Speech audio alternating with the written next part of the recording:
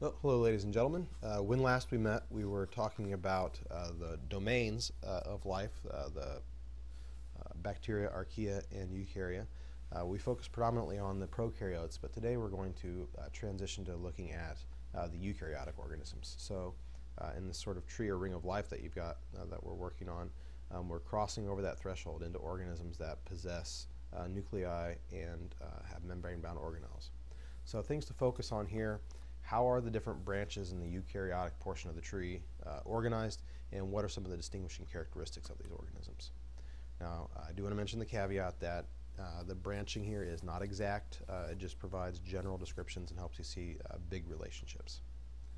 Now, we know that prokaryotic life gave rise to eukaryotic life, and with the increased complexity of eukaryotic organisms, we understandably have this greater branching. So you'll see that the protists are this first branch off of the tree, and that's because protists were the first eukaryotes to evolve from the prokaryotic line. Now, in terms of characteristics of protists, certainly they're eukaryotic. This is an interesting group because they are almost completely unicellular, with the exceptions of like kelp or other seaweeds and volvox and other groups. Okay. Now, evolutionarily, again, just recognize that they are the first eukaryotes, that they gave rise to all the other prokaryotes. We can feel fairly certain that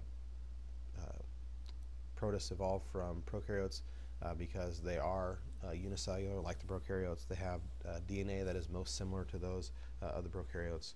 So these are sort of our ancient eukaryotic ancestors. And here's just a little branch, a branching tree showing that.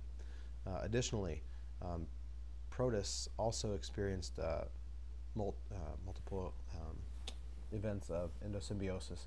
So it's not strictly a prokaryotic or within the prokaryotic domains. Endosymbiosis has occurred repeatedly throughout evolutionary history. Now, here are some examples. This will help you with the construction of your tree.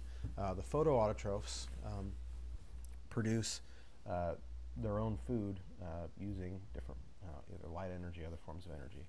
Now, of these, probably the most important would be the unicellular algae, particularly the diatoms. They produce most of the oxygen that we breathe, which makes sense because if 3/4 of the Earth's surface is covered with water, within the photic zones, the layers of oceans in which water or light penetrates, you have these organisms that are going to use that energy to make food. So as a byproduct of their photosynthesis, they release this oxygen that we use. Kelps are also important forms of protists, but they are multicellular protists. Now, they have economic value. They can be used as an emulsifier, like in toothpaste and ice cream. They're even used in like reflective paints, so it's sort of interesting. Another example of an interesting autotroph in the protist group is that of volvox. Now, these are individual cells that work as colonies, so they work cooperatively with one another. So, cell-to-cell communication for cooperative work is seen even in the most primitive eukaryotes. Now, there are also heterotrophic protists like the paramecia. Now, they have a little gullet, it's like a little mouth or stomach, that can pick up particles as they swim through the water. Amoeba use phagocytosis. They actually extend parts of the cell around little particles of food and engulf that. So that is that phagocytosis, or that particular form of active transport that you learned last semester. Mixotrophs, the name is suggestive of their mode of nutrition. Troph means feeding, and mix tells you that they have a sort of a combination of feeding habits or abilities. They are heterotrophic, so they can consume food, but they also contain chloroplasts, so they can supplement what they're able to eat with what they're able to make.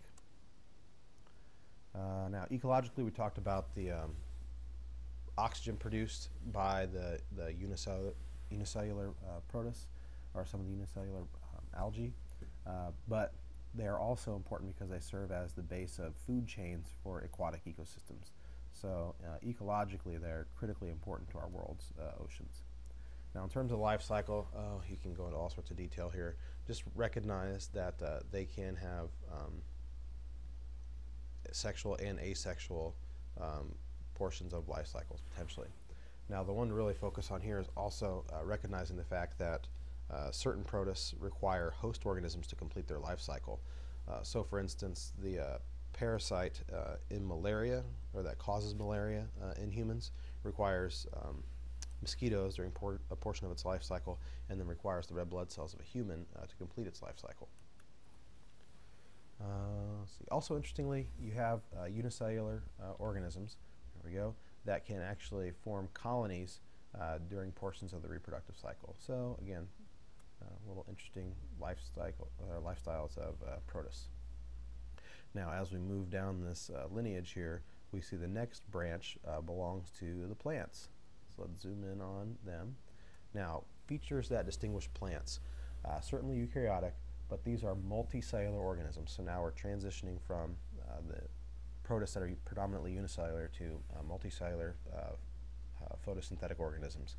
Additionally, a major distinguishing characteristic of plants is their cell walls. Their cell walls, rather than being predominantly protein and sugars, are made of cellulose. Now, that's interesting because cellulose is made of those spirals of glucose, the primary product of photosynthesis for plants. So plants use photosynthesis to make food. They use it to make their cell walls. It's a pretty dynamic process. Now, in terms of their evolutionary history, the plants are most closely related to the multicellular algae, or the green algae that form kelp or species like that. So we have sort of morphological evidence of that, and then there's also some molecular or DNA support for that as well. Now, of particular interest on plants is their tissue.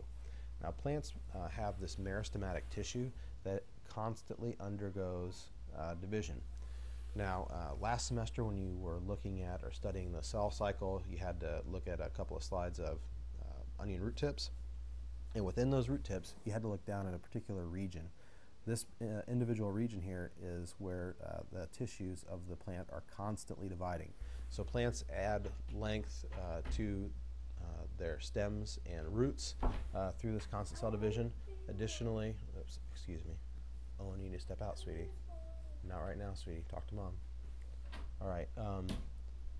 Additionally, these cells are undifferentiated, so the plant can continuously go and have those cells differentiate into whatever tissue the plant needs. So that's how you can take cuttings of plants, put them in water, and the cells will differentiate into roots or whatever else the plant needs. So pretty spectacular plasticity that you see in the tissues of plants. Now, plants also have this alternation of generations. We've gone over this multiple times. The big thing to recognize, there is the diploid portion of the life cycle that is a sporophyte. Maybe think of the S in sporophyte being like the 2 in the diploid stage. Those cells will ultimately end up producing spores, hence the name. Those spores grow into gametophytes, which produce the gametes. Gametes then combine during fertilization, and then you've got a brand new organism. Owen, not now. Let's see. Now, one point to recognize is that over time, the gametophyte stage has diminished significantly.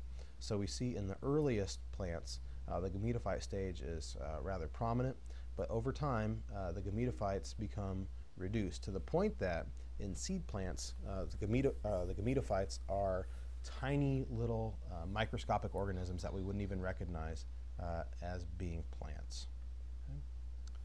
Let's see. Now let's look at branches within the plant lineage. Ellen, you guys need to leave. Okay, the first plants, the most primitive plants, are the bryophytes. Now, these simple organisms lack any vascular tissue. Now, since they lack vascular tissue, it makes sense that they're going to be low to the ground. They require moist environments. And again, since it's earlier on in its evolutionary history, the gametophyte stage is more prominent. So you can get a sense of the phylogeny of plants just by looking at their vascularity and where they can grow. So again, just the main feature to recognize here, and in any diagram you'd ever encounter on the test, is that there's this alternation of generations. Here you see some bryophytes being harvested. Again, low to the ground, moist environment, doing some back-breaking work, and blah, blah, blah. Okay, so let's make a big transition here to vascular tissue. Now, vascular tissue is critical to plants because what it does is allow them to move in large volumes water and food throughout the plant. Now, the vascular bundles that we see here are, in essence, like tubes or straws that travel through the plant. The xylem move water through the plant, typically from roots to stems to leaves out to the environment, and the phloem carries sugars. I just think phloem and food. So phloem carries food oftentimes from the leaves to the various tissues of the plant wherever those sugars are needed. Let's see. Now, one particular type of vascular plant are the seedless plants, or the seedless vascular plants. Just remember ferns. Again, they have vascular tissue, but they reproduce through spores. Now, the sporophyte is more dominant, but the gametophyte is still recognizable. Again, we see this alternation of generations. All right, now another huge step up is the creation of pollen and seeds. Now, in the fern family, or in the, within the ferns, you need a moist environment because the gametes, the sperm, still need to travel to allow fertilization to occur. But with the seed plants, we have the creation of pollen. The structures that will give rise to the gametes are contained within these pollen grains, and that allows the pollen to travel great distances without the requirement of water. So it allows plants to disperse much more widely than they could previously. So there we see the seeds that are created. Again, a seed contains the brand new sporophyte. It contains the brand new organism. And then the seed coats can be modified in such a way to carry that new organism or those new organisms to new lands. All right, so major advancements in plants. These are 5 derived features of seed plants. Decent to know. Again, we follow the evolutionary trend with reduced gametophytes. Heterospory is also significant because now we have spores that are male or female. So we have, the micro, males are typically smaller here in the plant and animal world. The micro sporangia produce microspores, which make the male gametophyte. Megasporangia produce megaspores, it's the female gametophyte. Let's see, ovules. Ovules are also important because ovules will end up developing into the seed. Now, a seed is significant because it has this coat, this protective coat. It has food in what's called the endosperm, and then it has the brand new organism. Let's see, pollen. Again, pollen carries the tissues that will produce the sperm, and they don't require water. It can travel long distances. And finally, again, the all-important seed. You have the brand new sporophyte, the new diploid organism, the endosperm that contains the food, and then this integument that's developed into a seed coat. All right, we'll look at our last couple of groups here. The gymnosperms, they are naked seeds.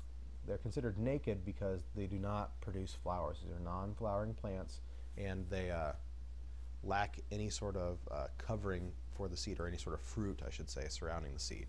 If you're going to think gymnosperms, just think pine trees, okay, the conifers. If you consider those organisms, you've got the idea.